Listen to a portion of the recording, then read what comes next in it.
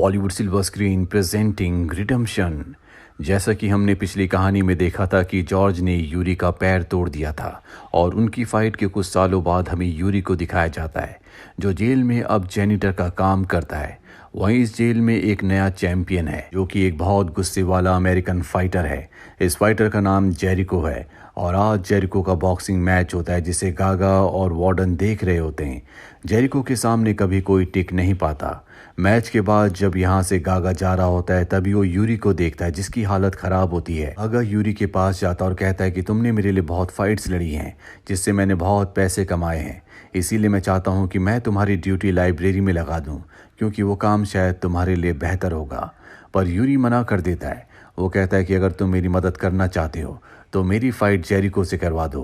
पर वो अच्छी तरह से जानता है कि यूरी अब फाइट करने के काबिल नहीं है, वो अच्छे से चल भी नहीं पाता। इसीलिए गागा उससे कहता है कि मैं तुम्हें मरते हुए नहीं देख सकता और वहाँ से चला जाता है। यूरी को ये बात बहुत बुरी लगती है कि सब उसे लाचार समझते हैं, इसीलिए अब वो जेल में अपनी सेल में प्रैक्टिस करना शुरू कर देता है। दरअसल उसका पैर जो जॉर्ज ने तोड़ा था उसमें अब भी कमज़ोरी है और वो उसी पैर को स्ट्रॉन्ग कर रहा होता है। जेल में कुछ दिनों के बाद एक बार फिर से जेरिको की फाइट होती है। इस फाइट में जेरिको अपने ओपोनेंट को आसानी से हरा देता है और अब यहाँ पर अनाउंसमेंट की जाती है कि बहुत जल्दी दुनिया के जितने बड़े बड़े जेल हैं उन सभी जेल के बेस्ट फाइटर की आपस में फाइट होगी और जो भी फाइनल जीतेगा उसके ऊपर से सभी इल्ज़ामों को हटाकर उसे जेल से रिहा कर दिया जाएगा। और इस जेल का जो बेस्ट फाइटर है वो जेरिको है, यानी कि इस जेल से जेरिको जाएगा।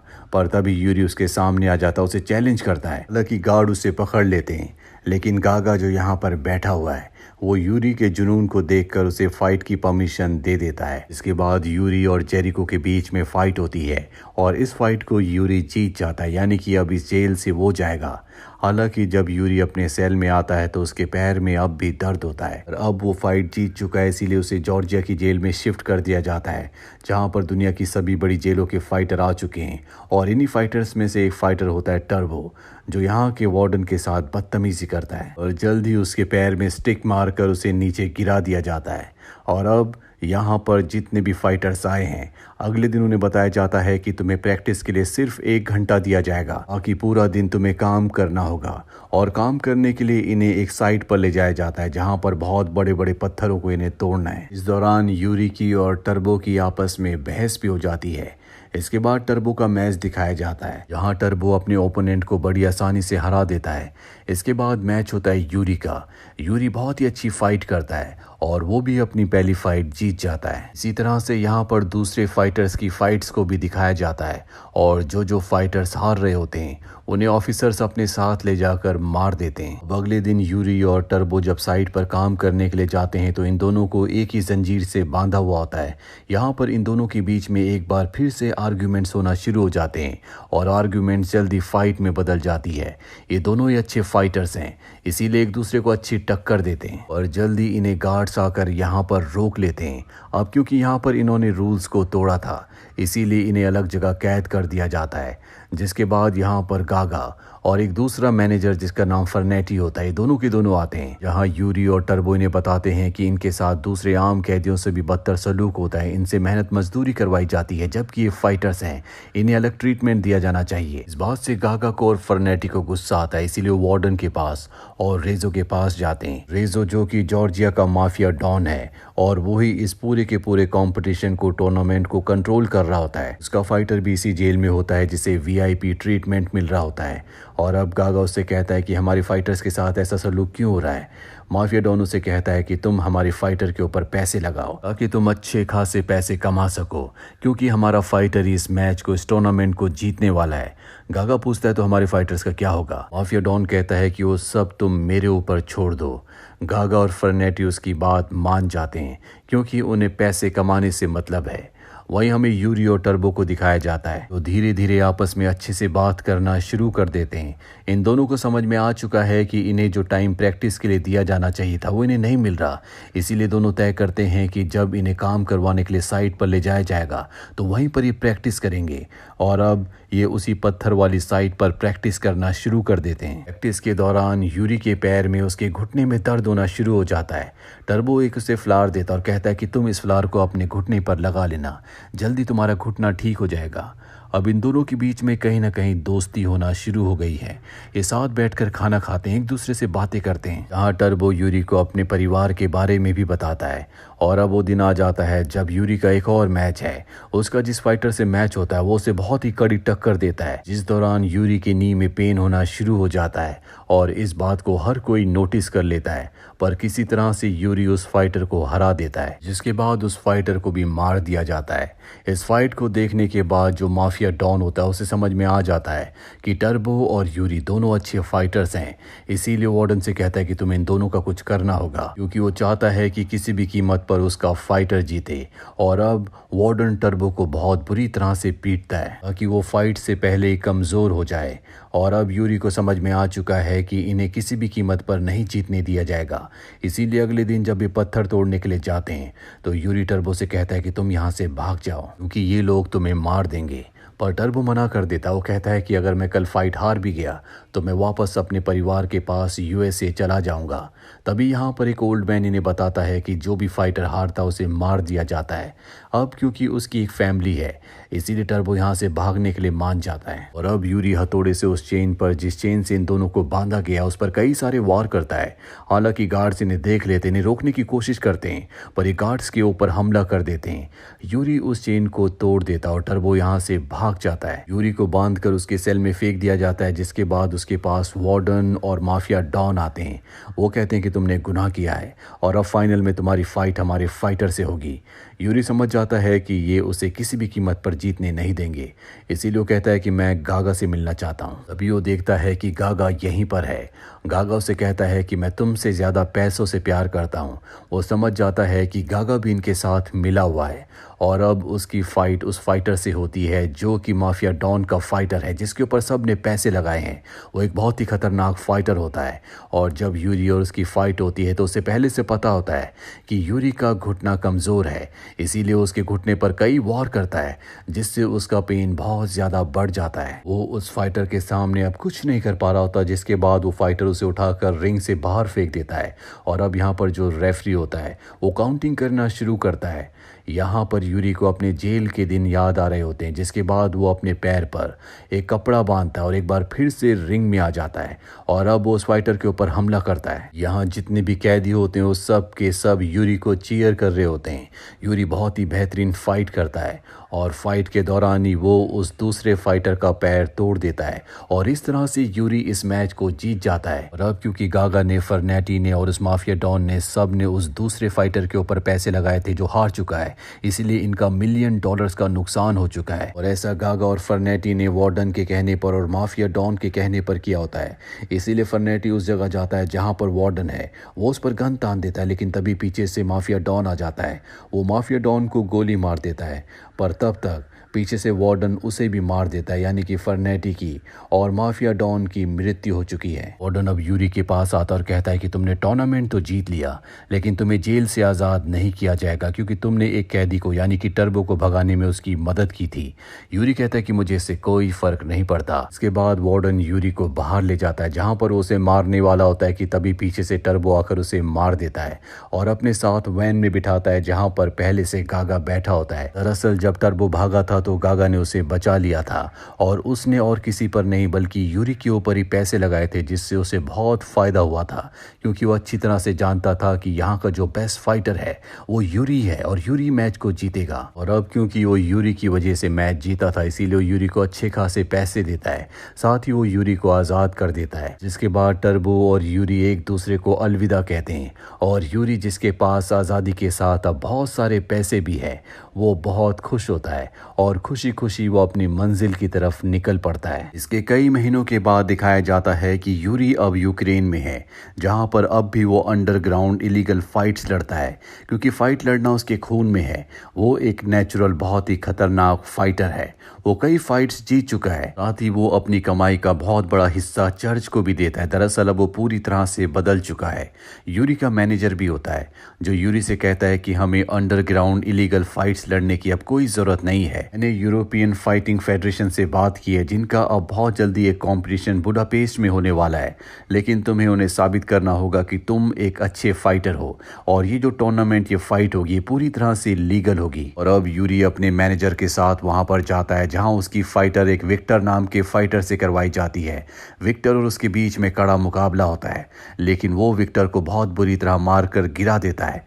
विक्टर एक बार फिर से खड़ा होता है, जिसके बाद उसे दोबारा विक्टर को मारना पड़ता है और अब विक्टर पूरी तरह से नॉकआउट हो चुका है। अगले दिन यूरी को उसके मैनेजर से पता चलता है कि विक्टर की मृत्यु हो गई। ये सुनकर उसे बहुत दुख होता है। वो विक्टर के बारे में और भी बहुत कुछ जानना चाहता है, लेकिन उसका मैनेजर कहता है कि मुझे उसके बारे में ज़्यादा नहीं पता, मेरे पास उसका बैग है। और जब उसका बैग यूरी चेक करता है तो उसमें उसे विक्टर की पत्नी का लेटर और फोटोज मिलती है। उसे पता चलता है कि विक्टर रशिया से है, उसकी पत्नी अब भी रशिया में है, इसीलिए वो रशिया जाकर विक्टर के परिवार की हेल्प करना चाहता है।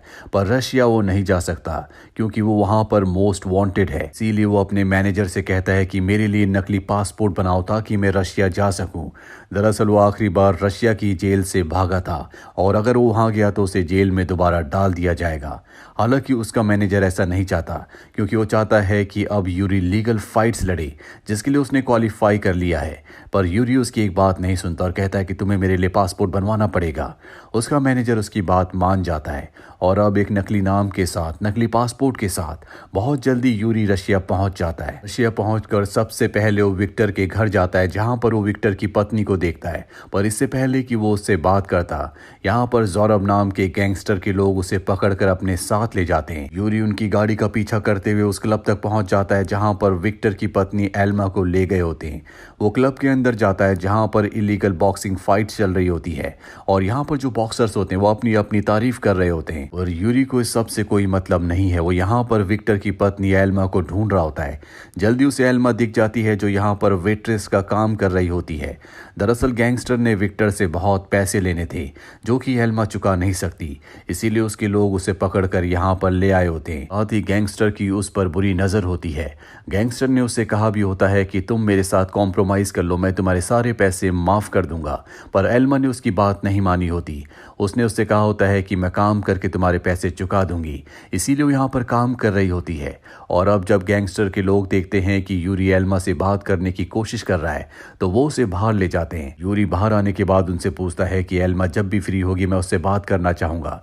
ये सुनकर गैंगस्टर के लोगों को गुस्सा आ जाता है, वो उस पर हमला करते हैं। पर यूरी एक बहुत अच्छा फाइटर है, वो चंद ही पंचेस में उन सब को धराशायी कर देता है। यूरी को फाइट करते हुए गैंगस्टर देख लेता है, इसीलिए वो अपने लोगों के साथ यूरी के पास आता है और उसे ऑफर करता है कि तुम मेरे लिए फाइट लड़ो। पर यूरी साफ साफ मना कर देता है। वो कहता है कि मैं यहाँ पर फाइट करने के लिए नहीं आया हूँ, बल्कि मैं एल्मा से मिलने के लिए आया हूँ, मेरे पास उसके लिए कोई मैसेज है। गैंगस्टर कहता है कि वो मैसेज तुम मुझे दे सकते हो, पर यूरी साफ साफ मना कर देता है। वो कहता है कि वो मैसेज मैं सिर्फ एल्मा को ही दूंगा। गैंगस्टर कहता है कि इस शहर में मेरी हुकूमत है, मेरी इजाज़त के बिना तुम कोई काम नहीं कर सकते। और अब यूरी यहाँ से चला जाता है। गैंगस्टर अपने लोगों से कहता है कि तुम उस पर नज़र रखना।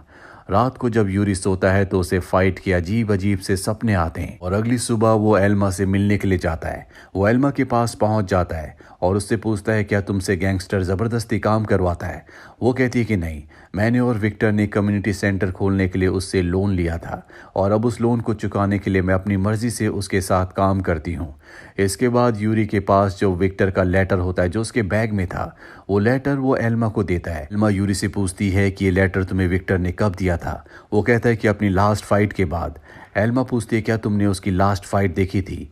यूरी कहता है कि उसकी लास्ट फाइट मुझसे हुई थी। ये सुनकर उसे गुस्सा आ जाता है और वो यूरी को यहाँ से जाने के लिए कहती है, क्योंकि उसे पता है यूरी की वजह से विक्टर की मृत्यु हुई है। यूरी किसी भी कीमत पर एल्मा की मदद करके अपने गुनाहों से मुक्ति चाहता है, इसीलिए वो गैंगस्टर के पास जाता है और कहता है कि मैं तुम्हारे लिए फाइट करूंगा, लेकिन बदले में तुम्हें एल्मा का सारा कर्ज माफ करना होगा। गैंगस्टर कहता है कि ठीक है, तुम्हें 3 फाइट्स करनी होगी और अगर तुम उन तीनों फाइट्स को जीत गए तो तो मैं एल्मा का सारा कर्जा माफ कर दूंगा। यूरी उसके साथ ये डील डन कर देता है, लेकिन यहाँ पर गैंगस्टर उसे बताता है कि मैं जानता हूँ कि तुम्हारा असली नाम क्या है और तुम यहाँ पर मोस्ट वांटेड हो, लेकिन तुम चिंता मत करो, तुम्हें यहाँ कुछ भी नहीं होगा। इस शहर में मेरी हुकूमत चलती है और गेम में भी मेरे रूल्स होंगे। यूरी ये सुनकर यहाँ से निकल जाता है, जिसके बाद एल्मा उसके पास आती है क्योंकि उसे पता चल चुका होता है कि यूरी उसकी मदद करना चाहता है। वो यूरी से कहती है कि मुझे तुम्हारी मदद की कोई ज़रूरत नहीं है। यूरी कहता है कि मैं तुम्हारी मदद नहीं कर रहा, बल्कि मैं अपनी मदद कर रहा हूँ। और बहुत जल्दी वो दिन आ जाता है जब यूरी की फर्स्ट फाइट होती है। गैंगस्टर अपने बेस्ट फाइटर को उससे लड़वाता है, लेकिन यूरी के सामने किसी भी फाइटर का टिकना इतना आसान नहीं है और कुछ ही राउंड्स में वो अपनी पहली फाइट जीत जाता है। जिसके बाद गैंगस्टर एल्मा से कहता है कि हमारे विनर को ड्रिंक देकर आओ। एल्मा यूरी के पास आती है। यूरी एल्मा से कहता है कि जिस जिम में मैं प्रैक्टिस करने के लिए जाता हूँ वहाँ पर बहुत चूहे हैं, क्या तुम मुझे कोई अच्छा जिम बता सकती हो। एल्मा कहती है कल से तुम कम्युनिटी सेंटर प्रैक्टिस के लिए आ सकते हो। और अब यूरी कम्युनिटी सेंटर में प्रैक्टिस करने के लिए जाता है। यहाँ पर एल्मा के साथ छोटे छोटे बच्चे भी होते हैं जो उसे प्रैक्टिस करते हुए देखते हैं। और आज उसकी दूसरी फाइट है जहां पर गैंगस्टर उसकी फाइट दो फाइटर से करवाता है जो दोनों ही अपनी फाइटिंग स्किल्स में बहुत अच्छे होते हैं। वो दोनों के दोनों यूरी के ऊपर हमला कर देते हैं। वो यूरी को बराबर की टक्कर दे रहे होते हैं, लेकिन किसी तरह से यूरी इस फाइट को भी जीत जाता है। और अब यूरी की एक और फाइट बची हुई है। इसके लिए गैंगस्टर पुलिस ऑफिसर के पास जाता और कहता है कि मैं चाहता हूं कि अब यूरी की जो फाइट है वो कॉशमर के साथ हो। कॉशमर रसिया का सबसे बड़ा इलीगल फाइट का फाइटर है जो इस वक्त जेल में होता है, उसी जेल में जहां पर कभी यूरी था, जहां पर इलीगल फाइट होती है। और कॉशमर के सामने आज तक कभी कोई नहीं टिक पाया। साथ ही गैंगस्टर एल्मा के पास जाता है। उसे पूरा यकीन है कि एल्मा और यूरी के बीच में कुछ न कुछ चल रहा है, इसीलिए वो एल्मा से कहता है कि तुम्हारे पति विक्टर को उसने जानबूझकर मारा है, तुम्हें उसका साथ नहीं देना चाहिए।